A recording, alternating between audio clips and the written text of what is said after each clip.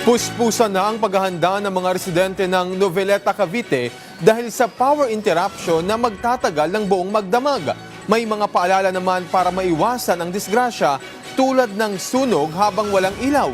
Yan ang sentro ng balita ni Vel Custodio, live. Vel. Alan, magkakaroon ng pansamantalang power interruption dito sa Cavite City at sa ilang mga barangay sa Noveleta simula bukas. Kasunod ito ng line maintenance activity ng Meralco. Inaasahang magsisimula ang brownout bukas ng alas 11 ng gabi at magtatagal hanggang alas 4 ng umaga sa Martes.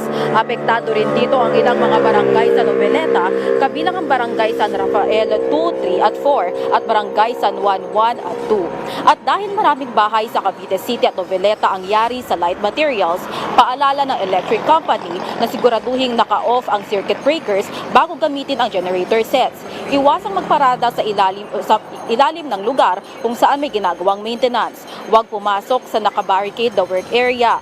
Iwasang humawak sa anumang bahagi ng truck, pati na rin sa mababang kawad ng work area.